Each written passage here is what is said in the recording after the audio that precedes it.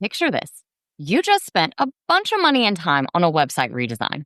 The design is perfect. The fonts and the colors are on brand, and honestly, it looks amazing. But 3 months later, your sales haven't budged, or they might be worse than before. If that sounds painfully familiar, you're definitely not alone. I hear this story all the time when I first start working with new clients. Today, we are going to bust one of the biggest myths in online business, that gorgeous websites automatically equal more sales. I'm going to show you why a beautiful website without the right strategy behind it is nothing more than an expensive vanity project.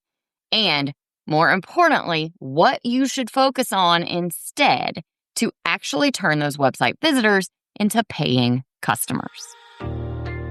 Are you a digital product or course creator selling on platforms like Teachers Pay Teachers, Etsy, or your own website?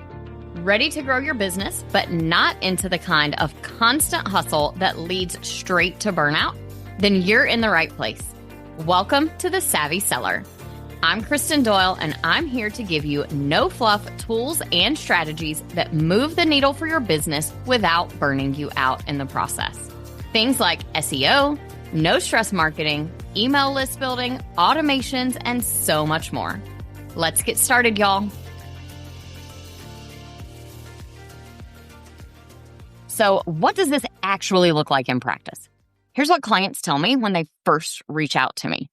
They say things like, I feel like it just looks DIY. They feel embarrassed by what their site looks like right now. They tell me that it looks outdated and they think a modern design or an update is going to solve their problems. Or sometimes they say it just doesn't look good, because they really can't articulate what's wrong with their site right now. They just know something is, and they assume it's probably the visuals. It's probably how it looks. The underlying assumption between all of these is if my website looks more professional, it's going to convert better.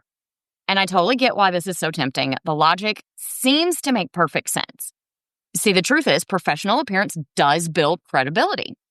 We see beautiful websites and we assume that they are successful businesses because of how professional and polished their website looks. And lots of design agencies and especially DIY platforms really reinforce that message because they are constantly telling you that your site is going to be beautiful when you work with them, as if that's the end goal. But the end goal of your website really is to get sales for you, whether that looks like booking clients or selling products. Getting those visitors to convert into buyers is your end goal. And let's be real, it is really just fun to play with design things. For most of us, it is a whole lot easier to focus on how we want our site to look than it is to do the strategic planning to make sure that it works.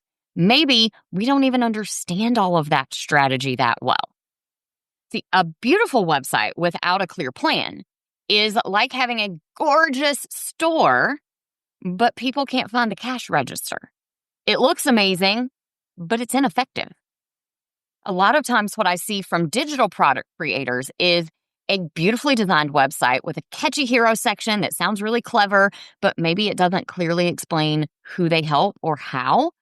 And then they follow it immediately by sections full of products and categories and blog posts without a whole lot of copy that actually draws those visitors in. All right, so if pretty doesn't equal profit, then what does? Let's talk about what actually helps to convert those website visitors into buyers. See, what people don't understand about websites is that the design is supposed to support your strategy on the site, not be the strategy. See, when somebody visits your website, they're not making buying decisions based on whether your fonts are pretty or not. They're buying based on your words. You could literally have the most gorgeous website in the world, but if people land there and they don't understand what you're offering or why they should care, they're not going to buy. So bottom line, your strategy on the website is what drives the sales, not how pretty everything looks. The biggest mistake I see, and I see it all over the place, is sites that just don't have any structure to actually draw people in and connect with them. This looks like hero sections that sound really clever, but they leave visitors confused about what you actually do, or they're so generic that it could really apply to anyone. And when that strategy is missing, what actually happens is that people land on your website and they are just confused. They either can't figure out if you're the right fit for them, or they're not sure what they're supposed to do next, and so they leave. And they probably head to one of your competitors.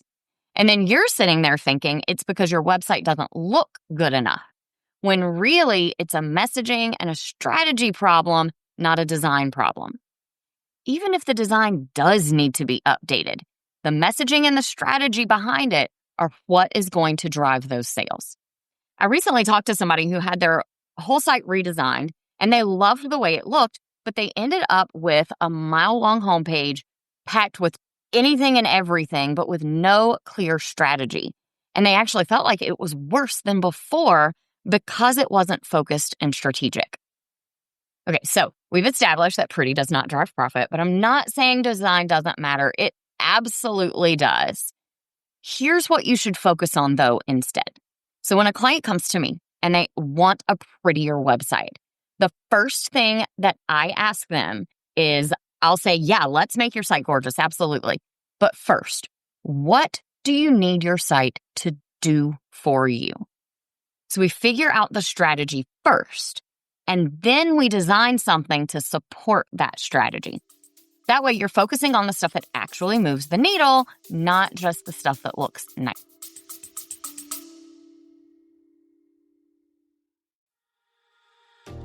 Hey there, friend. Let me guess. You are making some amazing digital products, but you're stuck in that exhausting cycle of constantly hustling for sales. I have totally been there too. You know the drill. Creating more and more new products just to keep the money coming in, trying to market everything everywhere, having a website that looks pretty nice but doesn't actually bring in buyers. If any of that sounds familiar, then I've got something that'll help you. I just put together a free 19-minute training where I show you how to take all those products you already have and turn them into a profitable, automated business without the constant hustle. I'll walk you through my 3-part Savvy Success method that's helping me and other digital sellers break free from that low-price hamster wheel by making your website work as a 24/7 sales machine, even if right now it's just sitting there looking pretty. Want a business that gives you more freedom and less stress?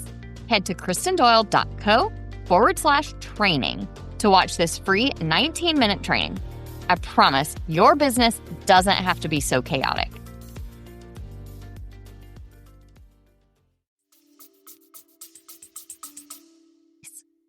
So what are those things that actually get people to buy? So glad you asked. You need copy that actually speaks to your people. Copy is the words on the page. Talk directly to the right people for your offers, their real needs and their pain points, not just generic marketing fluff that came out of ChatGPT. Your messaging needs to be so clear that when someone lands on your page, they immediately know that they are in the right place. Clear, not clever. Tell people exactly who you serve and how you help them.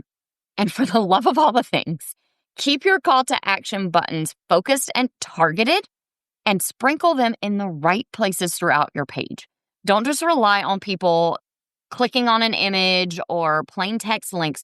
Make those buttons obvious and clear and put them in the right places.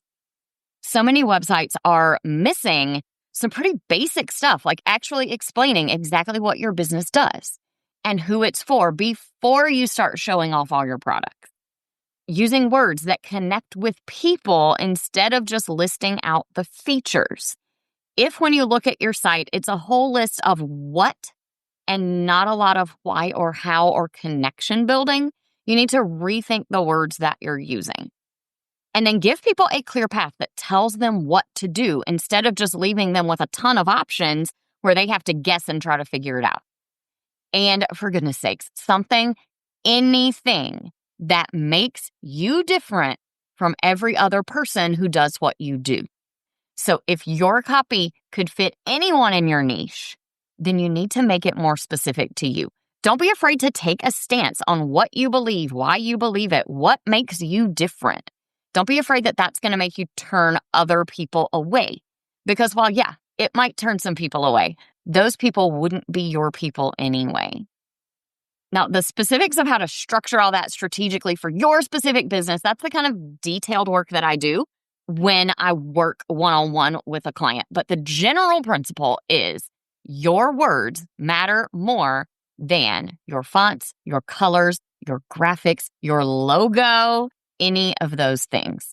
So how do you figure out if your website falls into that vanity project category and needs some updates? Here are 3 quick things to check. First, audit your homepage. Look specifically at your hero section. That's the very top of the page. And ask yourself, is it clear who this is for and how I help? Or am I being too clever with my words? See, when somebody lands on your page, they need to get it right away. They shouldn't have to dig around, scroll to the bottom, click through multiple pages to figure out what you do and what you offer them. One really big red flag, and I've already mentioned this a couple of times, if your hero section could literally apply to any digital product creator in your space, then you're being way too generic. So get clear about exactly who you serve or what problem you solve. Like if your teacher website says, save time lesson planning and love teaching again. Yeah, it tells them how you help, but literally every teacher seller could use that exact same line, no matter what subjects they create resources for, no matter what grade levels they are in their target audience. Anyone could use that. So get specific and make your site unique.